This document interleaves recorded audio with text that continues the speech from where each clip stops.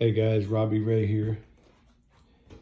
Bear with me on this video because it might be a little choppy and I might have to edit it a lot. This video is about one of those Ego battery operated snow blowers. So my cousin asked me to take a look at the one he has. I think they're worth, this is a small one, and I think it's like 650 bucks. So I guess it was worth taking a look at. In his case, you know, you put charged batteries in and it doesn't do anything. So, you know, I looked around a little bit online and there really wasn't any information other than like operational instructions and things like that. One guy put out a pretty good video about the Ego lawnmower, and he found a couple bad switches, safety switches and stuff. So I checked this one. It didn't really have any safety switches that I could find, you know, other than the on and off switch. But what I did find, and I haven't proven this yet, so once I do this work, I'm going to, you know, edit in the final draft and stuff. But, you know, what I did was I started, and by the way, forgive me, I can't find my damn tripod, so we're gonna have to bear with me here. So you know, here's the battery connectors right here. So when I had it out in my garage, I had, you know, each battery on there. You could still plug this up to it.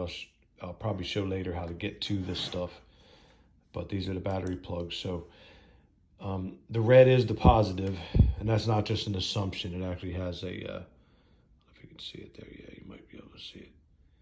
There actually is a positive sign.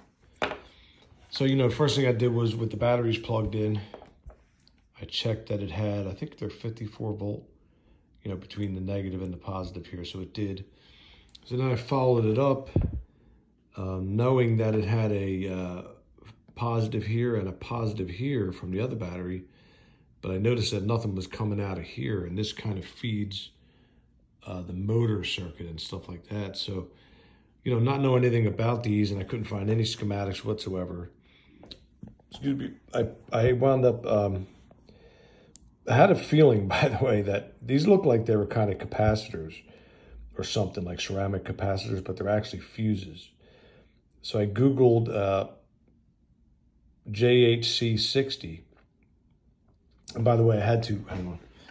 This crap is all buried in this urethane crap. It's like polyurethane shit. But I've done this kind of crap before, so it's a pain in the butt, but I dug, let me get focused here. Yeah, I dug all that crap out of the way, you know, so I get a clean shot at these things.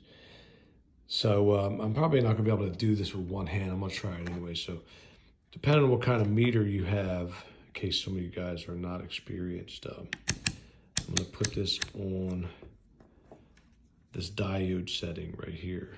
Let me see here.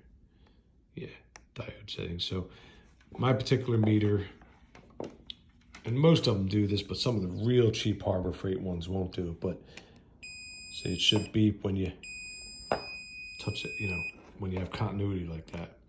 If you have a cheap meter, it might just zero out like this. So over limit, which means infinite amount of ohms.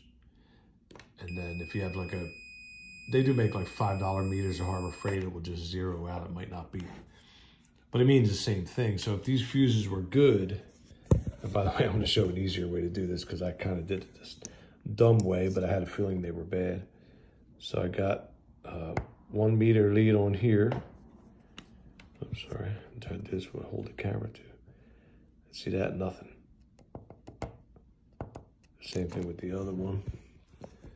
So I guess if you overload these things enough, see that? Nothing. See, that should be,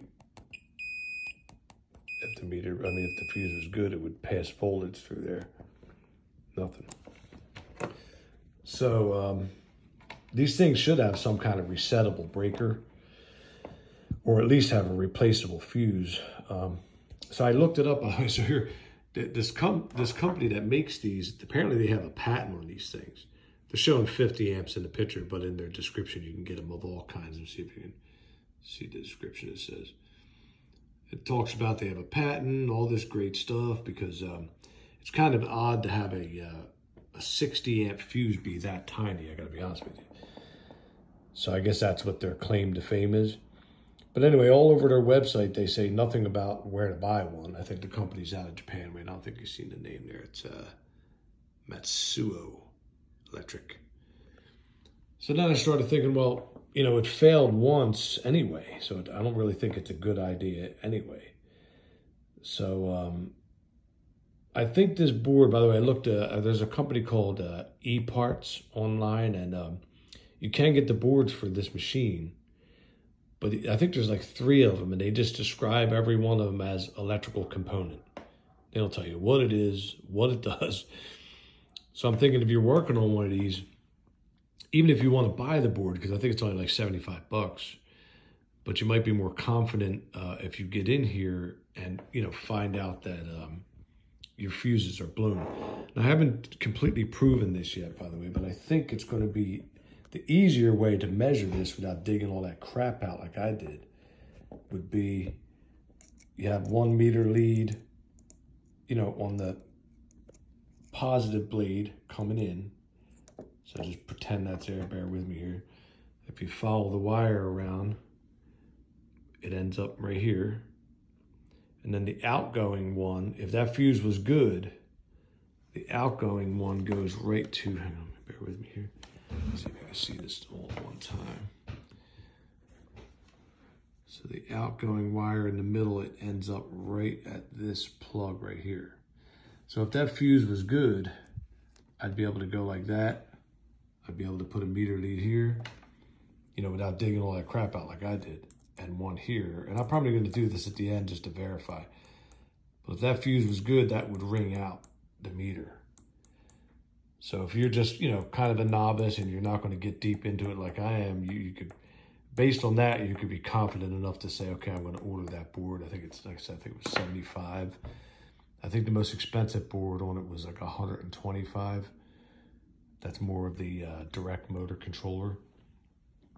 But anyway, I'm going to edit back. So my plan is I'm going to desolder these fuses. And then I got these terminals from where I actually bent that like that.